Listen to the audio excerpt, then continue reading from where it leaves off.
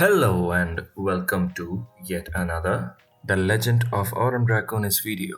We are so close to mainnet. We just finished an awesome space with Avalanche Gaming as well, where we laid out some plans. We laid out how we're really close in terms of how the mainnet build looks. So for us here, we were on our way to try and get our crafter up to level let's say 7 or 8. The major skill point that we want to get is crafting itself to about 50. 50 skill points in crafting allows you to craft rare blueprints, and that's where the game gets that much more powerful, remember, because these rare blueprints will hold some amazing equipment and weapons that can be used to craft, which you can, by the way, not only use for yourself but also sell on the marketplace for DCAU or DCAR. Right. So, we've been claiming some resources to try and go into the forge in order to make some iron bars. Iron bars is great for one of the blueprints that we got earlier. It's an artifact, if I'm not wrong, because it's an artifact metal shield that we will need 75 crafting for. It's going to take a while more, but nonetheless, that's what the crafting hero is for, and we'll continue to try and level them up to reach that point. Right now, we're at level 4, and it's not like we could just bust all our 10 skill points onto crafting. We do need to balance it out a little bit, give it some endurance, give it some attack. As you can see, we are at only 22 points with crafting. So, we have to survive as well, because sometimes it's not just about going into the mines and depots and just clacking away until you get the experience. You also need to be there for some battles to get a chunk of XP straight away. And also regarding the mastery of the character with certain weapons, slowly racking up all of that XP as soon as possible. We've raised to level 6 now because of that early forge where we forged iron ore into iron bars. And we're gonna try and do the same here. So if you put on iron bars, or rather iron ore and coal ore together, I think you can make steel bars, and that's pretty awesome. Now steel bars will also come in for the reinforced bracers blueprint if you ever get your hands on one. So, and it's also got +1 attack and defense to anything that you craft with it, I think. So gathering required for iron ore is 5, we are covered there. Gathering required for coal is 10. I don't think we have 10 gathering yet on our crafter, and it's not a good deal to be going without having enough gathering points, because your forge or your smelt action might fail and you might lose your resources. So you don't want to go about and take a chance with that. Right, we have skipped up a little ground here in order to level up our craft as soon as possible. I've been grinding the depots and the mines, a few battles here and there, and also equipping all of our heroes with weapons and equipment that we gained from all our battles, all the loot. And we've got our crafter up to level 7 and crafting points up to level 44. So I think one more level up and our crafter can easily go to 50, and we still have some change for skill points to be allotted to others. So we'll keep going. And as I alluded to earlier, the artifact bow of magic already got crazy durability. It's making some real good noise. Being a ranger weapon, its durability won't increase that fast. So I think that weapon is safe with the crafter for a long time.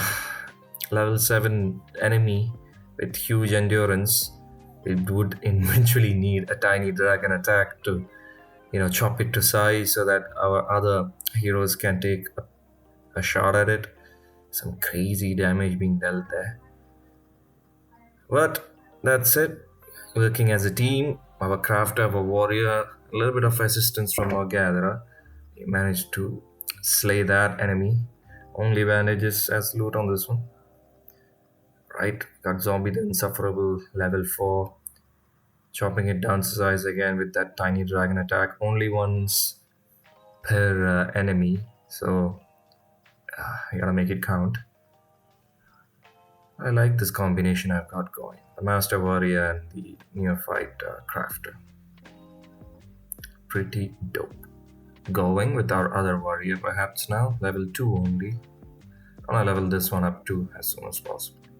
It's got that scythe, just absolutely smashing it up. I mean, it's OP for level 2 because I got 10 attack. An attack focused hero this is, so that shorty cloth hood will come in handy later on when we try to craft the braces, the cloth braces. I think that'll be an easy breakdown into cloth. As you see, the scythe is doing some really good damage. Another zombie slain. Headless, the insufferable. One hit. 1 DCAR straight away. All this DCAR and DCA you can really add up later on, help you make a lot of money.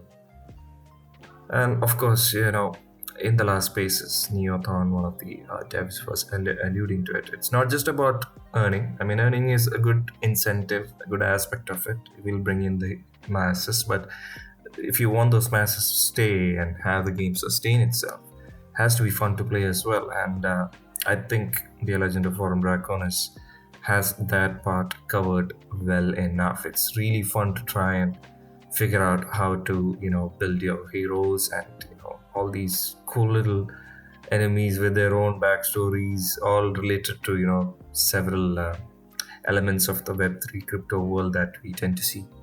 Shillers, the traders, the YouTube crypto traders, bears, and all that.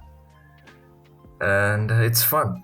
It's always been fun, and it's much easier to start with the lower level enemies so that your crafter doesn't take too much damage from them and they can be easily slain, as well as racking up the experience that way. Nice elixir of life. It's a powerful potion. That's 100% of your HP just snapped right back. Hugely powerful for if you have one of those large endurance warriors who take that much more damage to have another go at it. Nice silk shoes of the gatherer. Silk boots of the gatherer. This is a new thing that's come as well from the team, the durability upgrade, where you can spend DCAR to increase your durability. And that's pretty nifty as well because, over a period of time of usage, these equipment can go awry, and then instead of repairing it, you can straight away just add points, durability points to it, so that you can keep it going for that much more longer until either you get better loot or you get a better weapon by crafting. Right, our warrior is still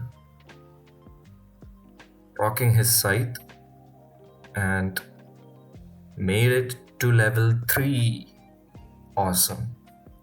It's really hard to just level up the warriors, because you don't really ask it to go to the deep woods or mines. You could, but you don't really do that. Another cool blueprint there, cloth braces of health. I really love these health-based weapons because that extra HP is so crucial. Endurance is a really crucial skill point that you always get up because you want that much more HP points to stay in the battle that much more longer. In battles that much more longer. But having those HP boosts will really help us give some more skill points to the other facets, and it's a good advantage to have. I'm gonna stop this here. It's been a long video, so we will continue this on the next one. Stay tuned, should be coming real soon. Check out.